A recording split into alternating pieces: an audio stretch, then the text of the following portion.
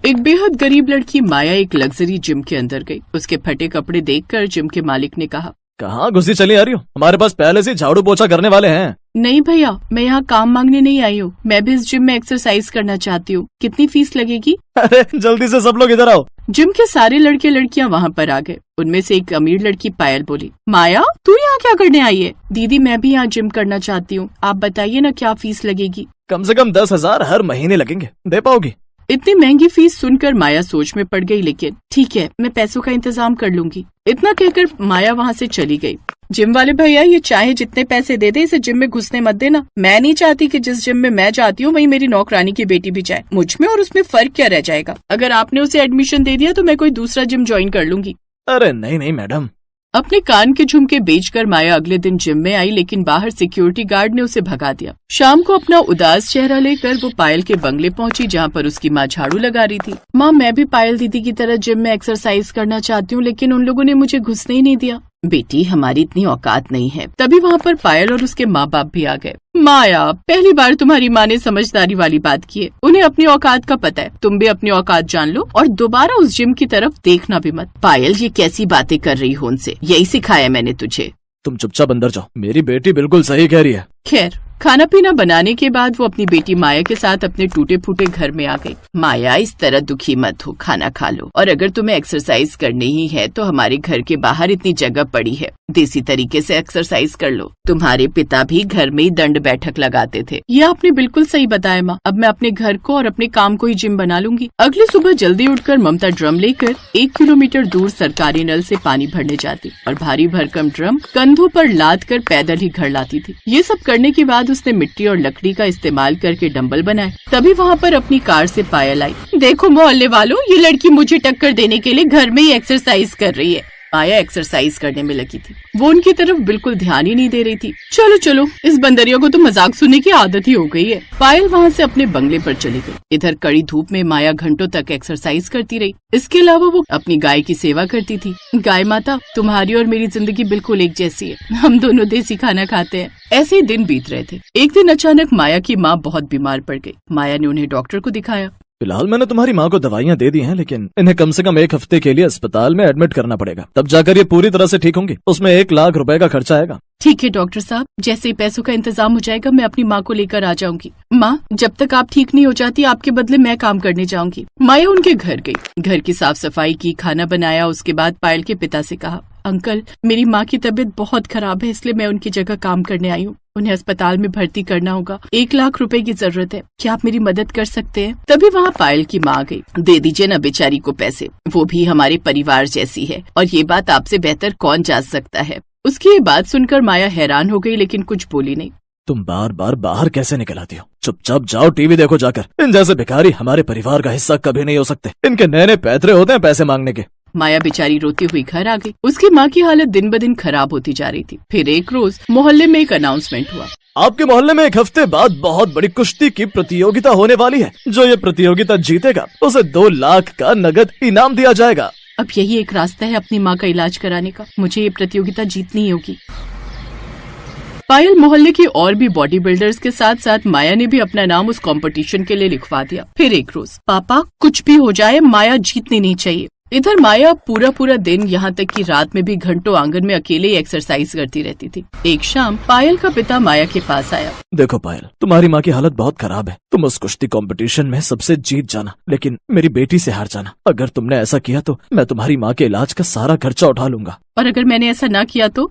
अगर तुमने उसे हराने की कोशिश की तो मैं तुम्हें और तुम्हारी माँ को इस गांव से बेदखल कर दूंगा। माया को गुस्सा तो बहुत आ रहा था, लेकिन दूसरी तरफ उसे अपनी माँ का बीमार चेहरा भी दिख रहा था, इसलिए वो कुश्ती हारने के लिए मान गई। खैर, 1 हफ्ते बाद कुश्ती वाला दिन आया। फिर वेट लिफ्टिंग का मुकाबला शुरू होता है और पहले और भी कई लोग इस तरह से वेट उठा रहे थे, लेकिन कोई भी उसे उठा नहीं पा रहा था। फिर बारी आई माया की, जो 100 किलो का वेट एक साथ उठा लेती है। फिर बारी आती है पायल की, वो उस वेट को उठाने लगती है। इतना भारी वेट उठाने में उसे काफी मुश्किल होती है, लेकिन फिर वो 100 किलो का वेट उठा लेती है। दोनों बराबर पॉइंट्स में आगे जाती हैं। फिर बारी आती है दूसरे राउंड की। अब इस राउंड में सबको भारी टायर को उठाकर अपने सर से होते हुए पीछे की तरफ फेंकना है और ये काम आपको सिर्फ 20 सेकंड में करना है और अब सबका टाइम स्टार्ट होता है अब। माया और उस भारी से टायर को उठाती है और पीछे उठाकर फेंक देती है। फिर बारी आती है पायल की। उसके लिए ये गेम बड़ा आसान था, इसलिए वो जल्दी से कम सेकंड्स में इस राउंड को क्लियर कर लेती है, जिससे इस वाले राउंड में पायल आके निकल जाती है। अब आखिरी राउंड में उन दोनों के बीच मुक्केबाजी का मुकाबला होता है। मुझे किसी भी हाल में अब इनसे आगे निकलना है, इसलिए अब मुझे कोई न कोई पैतरा आजमाना ही चाहिए।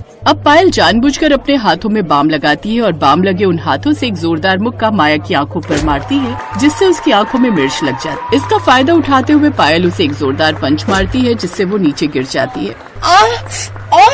मैंने पहले दिन ही कहा था, ये एक्सरसाइज कुश्ती तुम जैसे भिखमंगों के काम नहीं। तेरी माँ मेरे घर की नौकरानी है, तो हमेशा मेरी जूती के नीचे रहेगी और तेरी माँ भी। इतना सुनकर माया का खून खौल उठा। उसे हर वो पुरानी चीज याद आ गई जब जब पायल उसका मजाक उड़ाया करती थी। फिर क्या था, उसने पायल को उठाकर बहुत दूर फेंक दिया और फाइनली माया वो कंपटीशन जीत गई और उसे 2 लाख का नकद इनाम भी मिला। माया पैसे लेकर अपने घर चली आई। इधर पायल के पिता को अपनी बेटी की बेइज्जती बर्दाश्त नहीं हुई, इसलिए वो अपनी बेटी को लेकर उसी वक्त माया के घर पहुंचा और उसके घर का सारा सामान बाहर फेंकने लगा। तुम लोग अब दर दर भटकोगे। साहब ऐसा मत कीजिए अंकल, आप ये बहुत गलत कर रहे हैं। तभी वहाँ पर पायल की माँ आ गई। वो गुस्से में बोली, बस कीजिए आप, हर बार आप मुझे बोलने से रोकते रहे, पर आज मैं नहीं रुकूंगी। पायल, आज जो मैं तुझे सच्चाई बताने वाली हूँ, ये सुनकर तेरे पैरों तले जमीन खिसक जाएगी। ऐसी कौन सी बात है माँ? यही कि मैं बांझ हूँ। आज से 25 साल पहले ममता ने 2 जुड़वा बेटियों को जन्म दिया। मालकिन देखो ना, ये दोनों कितनी प्यारी हैं। ममता, तुम मेरी बीवी को अपनी औलादें दिखाकर उसे चिढ़ा रही हो। अगर इतना ही अपना मानती हो तो अपनी बेटी हमें दे दो। ठीक है मालिक, आप मेरी एक बेटी को गोद ले लीजिए। मैं मालकिन को घुटता हुआ नहीं देख सकती। उस दिन आपने कहा था कि आप ममता का एहसान कभी नहीं भूलेंगे। यही एहसान चुका रहे हैं आप। इसका मतलब माया मेरी सगी बहन है। आप लोग मेरे असली माँ बाप है ही नहीं। मैं दूसरों की दौलत पर घमंड कर रही थी। ऐसा मत बोलो बेटा, ये सब कुछ तुम्हारा ही है। माया माँ, मुझे माफ कर दो। मैंने ही अपनी माँ को न जाने क्या क्या बोल दिया। आप बहुत बुरे हैं पापा। मैं आपकी दौलत और बंगले को लात मारती हूँ। मैं अब अपनी बहन और असली माँ के साथ रहूंगी। कोई कहीं नहीं जाएगा, सब लोग एक साथ रहो। मैं ही आप लोगों को छोड़कर चला जाता हूँ। हो सके तो मुझे माफ कर देना। पायल बेटी, इन्हें माफ कर दो। अंत भला तो सब भला। पायल ने अपनी माँ के कहने पर उन्हें माफ कर दिया और सब लोग एक ही बंगले में एक साथ खुशी खुशी रहने लगे।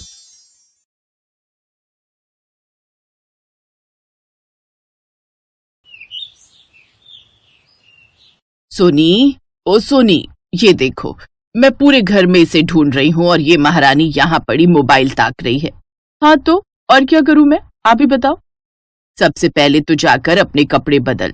कॉलेज से आए 1 घंटा हो गया तुझे। ये इतनी टाइट जीन्स में तुझे सांस कैसे आती है? ओफो माँ, मेरी जीन्स टाइट नहीं है, इसे स्लिम फिटिंग कहते हैं। ये आजकल का फैशन है, आप नहीं समझोगी। देख सोनी, मुझे ये आलतू फालतू का फैशन समझ में आए या ना आए, लेकिन एक बात मैं अच्छे से समझती हूँ कि अगर तूने अपने रंग ढंग नहीं सुधारे ना, तो आगे जाकर बहुत मुश्किल पड़ने वाली है तुझे।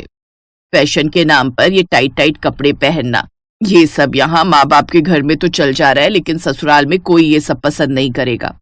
ऐसा आपको लगता है माँ? मेरे ससुराल में मैं जो चाहे पहनूंगी और जो चाहे करूंगी। अरे जा, ऐसे ससुराल तुम चिराग लेकर ढूंढेंगे ना तो भी नहीं मिलने वाला। ओ मेरी प्यारी माँ, आपको इतनी चिंता करने की कोई जरूरत नहीं है, क्योंकि मैंने ऑलरेडी अपने लिए ऐसा ससुराल और ऐसा पति ढूंढ लिया है जिसे मेरे कुछ भी पहनने से कोई परेशानी नहीं होगी। उल्टा वो तो खुश है कि उनके घर में मेरे जैसी मॉडर्न बहू आने वाली है। अपनी बेटी सोनी की बात सुनकर सुगंधा का मुंह खुला का खुला रह गया। और फिर ठीक 2 दिनों के बाद हमें तो कुछ खबर ही नहीं थी, वरना हम खुद ही आपके घर आकर आपसे बात कर लेते। कोई बात नहीं भाई साहब, बच्चों ने यही सोचा होगा कि कॉलेज पूरा हो जाए, अच्छे से सेटल हो जाए, फिर बता देंगे। क्यों बच्चों? जी माँ, वैसे मेरे मम्मी डैडी को पहले से सब पता था। मैंने तो सोनी को 2 महीने पहले अपनी मम्मी डैडी से मिलवा दिया था। अच्छा, तो इसका मतलब ये सरप्राइज बस हमारे लिए ही था। चलो अच्छा है, लेकिन बहन जी, मैं अपनी सोनी के बारे में आपसे कुछ कहना चाहती हूँ। असल में हमारी बड़ी लाडली रही है वो, हमेशा अपने मन की है उसने तो। अरे बहन जी, आप क्यों इतनी चिंता करती हैं? भरोसा रखिए, जैसे वो यहाँ अपने मायके में रहती आई है, वैसे ही अपने ससुराल में भी रहेगी। हम लोग बहुत खुले विचारों के हैं। हमारे यहाँ बहुएं नहीं, बेटियां ब्याह कर आती हैं। सोनी की होने वाली सास की ये बात सुनकर सोनी की माँ सुगंधा को बड़ी राहत महसूस हुई। कुछ महीनों बाद सोनी और चिराग की शादी हो गई और फिर सोनी, एक कप चाय बना दो प्लीज। ठीक है, बना दूंगी, बट बदले में मुझे भी कुछ चाहिए। अच्छा, तो बताओ भाई क्या चाहिए। 4 नई जीन्स चाहिए मुझे। देखो ना, बिल्कुल नया कलेक्शन आया है और अच्छी बात यह है कि अभी अच्छा खासा डिस्काउंट ऑफर भी है। सोनी और चिराग आपस में बातें कर ही रहे थे कि तभी सोनी की सास कादम्बरी कमरे में दाखिल होती हैं और सोनी से बड़े प्यार से कहती हैं, जीन्स खरीद कर क्या करोगी बेटा? अगर शॉपिंग करनी ही है तो कुछ अच्छी साड़ियां और सूट खरीद लाओ चिराग के साथ जाकर। अब हर दिन कोई ना कोई मेहमान आता ही रहेगा तुमसे मिलने। फिर तुम्हें और चिराग को कई रिश्तेदारों के घर भी जाना है तो तुम्हें सूट और साड़ियों की जरूरत पड़ेगी। अब क्यों मम्मी जी? मैं अगर सबसे जीन्स पहनकर मिलूं तो कोई दिक्कत है क्या? मैंने तो चिराग को शादी से पहले ही बोल दिया था कि मुझे इंडियन वेयर बिल्कुल भी पसंद नहीं। मैं वेस्टर्न वेयर और सबसे ज्यादा जीन्स टॉप में ही कंफर्टेबल महसूस करती हूँ। इन्होंने आपको बताया नहीं क्या? ये कहकर सोनी अपने बगल में खड़े चिराग को घूरने लगी और दूसरी तरफ चिराग की माँ कादम्बरी भी उसे ही देख रही थी। तो चिराग ने हड़बड़ाते हुए कहा, मम्मी, मैंने वो बोला तो था आपको कि सोना थोड़ी मॉडर्न है। ये याद नहीं है क्या आपको? मॉडर्न होने का मतलब ये तो नहीं होता चिराग की घर की मान मर्यादा ही भुला दी जाए। देखो बहू, हम तुम्हें कुछ भी पहनने से रोक नहीं रहे हैं, लेकिन बेटा कपड़े हमेशा जगह और माहौल के हिसाब से पहने जाने चाहिए।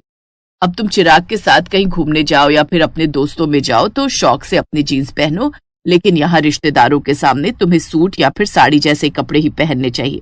सॉरी मम्मी जी, मेरा कंफर्ट किस में है ये तो मैं ही डिसाइड करूंगी ना। और वैसे भी आपने खुद मेरी मम्मी को बोला था कि जैसे मैं अपने घर में रहती थी वैसे ही यहाँ भी रहूंगी, तो फिर अब आप अपनी बात से मुकर कैसे सकती हैं? चिराग अच्छे से जानता था कि कुछ भी करके सोनी को समझाया नहीं जा सकता। मायके की तरह ससुराल में भी सोनी अपनी मर्जी करती रही। ओफो, ये जीन्स का बटन क्यों नहीं लग रहा? क्योंकि तुम्हारी कमर पहले से बढ़ गई है। 1 मिनट, क्या तुम ये कह रहे हो कि मैं मोटी हो गई हूँ? नहीं तो मैंने ऐसा तो नहीं कहा। छोड़ो ना ये सब। सुनो, मुझे ऑफिस के लिए लेट हो रहा है, तो प्लीज थोड़ा जल्दी करो ना। जाकर कुछ और पहन लो ना प्लीज, लेट हो रहा है। नहीं, पहनूंगी तो मैं ये वाली जीन्स ही। अब थोड़ा टाइम लगेगा बट लग जाएगा बटन। अब ऐसा करो, तुम जाओ ऑफिस में, स्कूटी से चली जाऊंगी रीमा के घर। वैसे भी वहां से हम दोनों शॉपिंग पर जाने वाले, तो स्कूटी से जाना ठीक रहेगा। पक्का ना? मैं निकलूं फिर? हाँ, जाओ ना, बोल तो रही हूँ। और फिर सोनी को उसकी जीन्स के साथ जूझता हुआ छोड़कर चिराग अपने ऑफिस चला गया। लेकिन सोनी ने भी हार नहीं मानी और किसी तरह खींचतान करके अपनी टाइट जीन्स का बटन बंद कर ही दिया और फिर वो स्कूटी लेकर अपनी दोस्त रीमा के घर के लिए निकल गई। लेकिन रास्ते में अचानक स्कूटी बंद पड़ गई और फिर हाँ, जल्दी बोलो सोनी, मेरी इंपॉर्टेंट मीटिंग चल रही है। मीटिंग छोड़ो और मुझे लेने आओ जल्दी। ये खटारा स्कूटी स्टार्ट ही नहीं हो रही। तुम हो कहाँ अभी? घर से थोड़ी दूर ही हूँ। अरे तो डैडी को कॉल करके बुला लो ना। मैं अपनी मीटिंग नहीं छोड़ सकता और फिर मुझे आने में बहुत टाइम भी लग जाएगा। तुम डैडी को बुला लो, वो जल्दी आ जाएंगे। ये कहकर चिराग ने फोन कट कर दिया और फिर ना चाहते हुए भी सोनी को मदद के लिए अपने ससुर को ही बुलाना पड़ा। लेकिन काफी कोशिश करने के बाद भी जब स्कूटी स्टार्ट नहीं हुई तो सोनी ने अपने ससुर जी से कहा, डैडी जी आप हटिए, मैं किक लगाती हूँ, आप रेस दीजिए। पर बेटा। डैडी जी आप हटिए तो सही। ये कहकर सोनी ने गुस्से से स्कूटी को किक लगाना शुरू कर दिया। स्कूटी तो तब भी स्टार्ट नहीं हुई, लेकिन ज्यादा जोर लगाने की वजह से सोनी की टाइट जीन्स फट जरूर गई और ऐसा होते ही सोनी की आंखें शर्म से झुक गईं और फिर डैडी जी वो मेरी जीन्स। सोनी के ससुर को जब कुछ समझ नहीं आया तो उन्होंने अपना ही पैजामा उतार कर सोनी को पकड़ा दिया और बिना उसकी तरफ देखे बोले, ये लो, इसे जल्दी से पहन लो बहू, इससे पहले कि किसी की नजर पड़े। पर पापा जी आप। अरे मेरी चिंता मत करो, तुम ये पहनो जल्दी। उस वक्त सोनी की इज्जत बचाना सबसे जरूरी था, भले ही उसकी खातिर उसके ससुर को खुद का मजाक बनवाना पड़ा। उन्होंने सोनी को रिक्शा लेकर घर जाने को कहा और खुद बेचारे बिना पैजामे के ही स्कूटी धकेलते हुए घर पहुंचे। सोनी के लिए समझना मुश्किल नहीं था कि आज उसकी वजह से उसके ससुर की कितनी बेइज्जती हुई होगी। और फिर अगले दिन, सोनी ये तुम ही हो क्या? ये सूट ये कैसे पहन लिया तुमने? क्यों, मैं अच्छी नहीं लग रही क्या? अरे बहुत सुंदर लग रही हो, सच में। तो फिर ठीक है, जब इतनी सुंदर लग रही हो तो आज से मैं सूट या साड़ी पहनूंगी। पर तुम कंफर्टेबल तो हो ना? अभी तो नहीं, पर मुझे समझ आ गया है कि सबके सामने शर्मिंदा होने से अच्छा है कि थोड़ा सा अनकंफर्टेबल हो जाना, है ना मम्मी जी? सोनी की बात सुनकर कादम्बरी मुस्कुरा दी। इसी के साथ सोनी ने टाइट जीन्स पहनने की जिद छोड़ दी और फिर सब ठीक हो